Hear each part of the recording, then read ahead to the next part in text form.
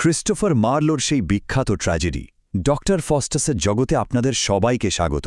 চলেন আজ এই গল্পটার গভীরে যাই আর দেখি কিভাবে সীমাহীন জ্ঞান আর ক্ষমতার লোভ একজন অসাধারণ জ্ঞানী মানুষকে একেবারে তার ধ্বংসের শেষ প্রান্তে নিয়ে যায়। গল্পটা শুরু করার আগে একটা প্রশ্ন, যদি সীমাহীন ক্ষমতা পাওয়ার সুযোগ আসে, তার বদলে সবচেয়ে দামি কি দেওয়া যেতে পারে? ডক্টর ফস্টাসের পুরো গল্পটা কিন্তু এই একটা প্রশ্নের উপরই দাঁড়িয়ে আছে। একজন মানুষ কি তার সবচেয়ে মূল্যবান জিনিস মানে তার আত্মা সেটাও দিয়ে দিতে পারে? চলেন আমরা সেই সিদ্ধান্তের সাক্ষী হই। তো আমাদের গল্পের নায়ক হচ্ছেন ডক্টর ফস্টাস, জার্মানির একজন বিখ্যাত স্কলার, যার জ্ঞানের কোনো সীমা পরিসীমা ছিল না। ফিলসফি, আইন, ধর্মতত্ত্ব, মেডিসিন এমন কোনো সাবজেক্টই ছিল না যেটা তিনি জানতেন না। মানে যাকে বলে জ্ঞানের চূড়ায় পৌঁছে গিয়েছিলেন। কিন্তু এত কিছু জেনেও তার মনে শান্তি ছিল না। একটা গভীর অতৃপ্তি তাকে সবসময় তাড়া করে বেড়াত। আর এই অতৃপ্তি তাকে ঠেলে দিল একটা নিষিদ্ধ, একটা ভয়ঙ্কর পথের দিকে। আর সেটা হলো ব্ল্যাক ম্যাজিক বা কালা জাদু। আর এভাবেই ডক্টর ফস্টাস অন্ধকারের পথে পা বাড়ালেন আর করলেন সেই ভয়ঙ্কর চুক্তিটা যা তার ভাগ্যকে চিরদিনের জন্য লিখে দিয়েছিল। কিন্তু কাজটা সহজ ছিল না। ফস্টাসের মনের ভেতর চলছিল এক তুমুল ঝড়। তার বিবেকের দুই পাশে যেন দুজন দাঁড়িয়ে গেল। একজন ভালো দেবদূত যে তাকে বলছিল ঈশ্বরের পথে ফিরে আসতে, আর আরেকজন হলো খারাপ দেবদূত যে তাকে ক্ষমতার লোভ দেখিয়ে শয়তানের পথে ঠেলে দিচ্ছিল। শেষ পর্যন্ত ফাউস্টাসের ডাকে সাড়া দিল সে। আবির্ভূত হল মেফিস্টোফিলিস। কেই মেফিস্টোফিলিস? সে হল নরকের রাজা লুসিফারের একজন অনুচর, একজন পতিত দেবদূত, আর সেই ফাস্টাস আর শয়তানের মধ্যেকার ডিলের ব্রোকার হিসেবে কাজ করে। তো চুক্তির শর্তগুলো কি ছিল? শুনতে যতটা সহজ ততটাই ভয়ঙ্কর। এক, ফস্টাসকে তার আত্মা লুসিফারের কাছে বিক্রি করে দিতে হবে। 2, বিনিময়ে সে পাবে 24 বছরের জন্য সীমাহীন ক্ষমতা আর জ্ঞান। আর 3, এই পুরো সময়টা মেফিস্টোফিলিস তার চাকর হয়ে থাকবে, তার সব আদেশ পালন করবে। আর এই চুক্তিটা সই করা হয়েছিল ফস্টাসের নিজের রক্ত দিয়ে। ভাবা যায়, একটা ভয়ঙ্কর মুহূর্ত ছিল সেটা, যখন সে সই করার জন্য নিজের হাত কাটে, তার রক্ত জমাট বেঁধে যায়, যেন তার নিজের শরীরই তাকে আটকাতে চাইছে, শেষবারের মতো ওয়ার্নিং দিচ্ছে। কিন্তু না, মেফিস্টোফিলিসের উস্কানিতে ফস্টাস সেই সতর্কবার্তাও কানে তুলল না।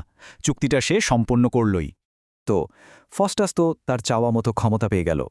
কিন্তু প্রশ্নটা হলো, এই প্রায় ঈশ্বরের মতো ক্ষমতা দিয়ে সে আসলে করলটা কি? তার হাতে ছিল পুরো 24টা বছর। অনেক লম্বা একটা সময়, তাই না? এই সময়ে তো সে চাইলে পৃথিবীর ইতিহাসই বদলে দিতে পারত। কিন্তু সে কি আসলেই সেই সুযোগটা কাজে লাগিয়েছিল? দুঃখজনক হলেও সত্যি না, সে তার এই অসাধারণ ক্ষমতাটা ব্যবহার করল খুব সাধারণ আর ছেলেমানুষী কিছু কাজে। যেমন রোমে গিয়ে অদৃশ্য হয়ে পোপকে বিরক্ত করা, সম্রাট পঞ্চম চার্লসের আবদারে পুরনো দিনের ঐতিহাসিক চরিত্রদের ডেকে আনা, একজন নাইট আর ঘোড়া ব্যবসায়ীর সাথে মজা করা, কিংবা একজন ডাচেসের জন্য অসময়ে আঙুর ফলিয়ে দেওয়া। মানে একজন মহান পণ্ডিত থেকে সে যেন একজন সাধারণ জাদুকর বা ভাড়ে পরিণত হল। এই সব করেই সে তার মূল্যবান 24টা বছর কাটিয়ে দিল। এই সব মজা, খ্যাতি আর বিনোদনের মধ্যে দিয়ে 24টা বছর চোখের পলকে শেষ হয়ে গেল। আর তারপর অবশেষে চলে এলো সেই ভয়ঙ্কর শেষ রাতটা, যখন তাকে তার সব কৃতকর্মের হিসাব দিতে হবে। একেবারে শেষ দিনেও কিন্তু তাকে একটা সুযোগ দেওয়া হয়েছিল। একজন বৃদ্ধ মানুষ এসে তাকে অনুশোচনা করতে বলেন, কিন্তু মেফিস্টোফিলিসের ভয়ে ফস্টাস সেই সুযোগটাও ফিরিয়ে দেয়। একদম শেষ সন্ধ্যায় সে তার পণ্ডিত বন্ধুদের কাছে সব স্বীকার করে, তার সেই ভয়ঙ্কর চুক্তির কথা বলে। আর তারপর ঠিক রাত 11টা বাজতেই শুরু হয় তার জীবনের শেষ ঘণ্টা। ভাবুন একবার, 24 বছরের সীমাহীন ক্ষমতা, সীমাহীন জীবন, আর তার শেষে হাতে রইল মাত্র 1 ঘণ্টা। অনন্ত নরকবাসের ঠিক আগের শেষ কয়েকটা মুহূর্ত। ফস্টাসের সে শেষ ঘণ্টার আর্তনাদটা ছিল একেবারে হাড় হিম করে দেওয়ার মতো। সে ঈশ্বরের কাছে করুণা চাইছিল, চিৎকার করে বলছিল, আমার ঈশ্বর, আমার ঈশ্বর, আমার দিকে এমন ভয়ঙ্করভাবে তাকিও না। সাপেরা, আমাকে একটু শ্বাস নিতে দাও। কুৎসিত নরক, তোর মুখ খুলিস না। লুসিফার, আসিস না। কিন্তু ততক্ষণে অনেক অনেক দেরি হয়ে গেছে। আর ঠিক যখন ঘড়ির কাঁটা 12টায় গিয়ে মিলল, শয়তানের দূতেরা চলে এলো। তারা ফস্টাসের আত্মাকে টেনে হিচড়ে নিয়ে গেল অনন্ত নরকের দিকে। চুক্তির মেয়াদ শেষ, আর ফস্টাসের ভাগ্যে লেখা হয়ে গেল অনন্তকালের যন্ত্রণা। তো এই যে এত মর্মান্তিক একটা কাহিনী, এর শেষে আমাদের জন্য কি বার্তা লুকিয়ে আছে? ফস্টাসের এই পতন আমাদের ঠিক কি শেখায়? ডক্টর ফস্টাসের গল্পটা আসলে আমাদের সবার সামনে একটা চিরকালের প্রশ্ন এনে দাঁড় করায়।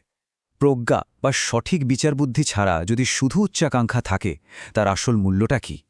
মানে জ্ঞান আর ক্ষমতার লোভ যদি থাকে, কিন্তু সেটাকে ঠিক পথে চালানোর মতো বিবেক না থাকে, তাহলে তার পরিণতি যে কতটা ভয়ঙ্কর হতে পারে, ফস্টাসের জীবনই তো তার সবচেয়ে বড় প্রমাণ।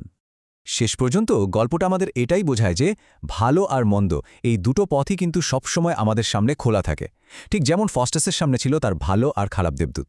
কোন পথটা আমরা বেছে নেব সেই সিদ্ধান্তটা কিন্তু সম্পূর্ণ আমাদের নিজেদের, আর আমাদের এই একটা মাত্র পছন্দই আমাদের শেষ পরিণতিটা ঠিক করে দেয়।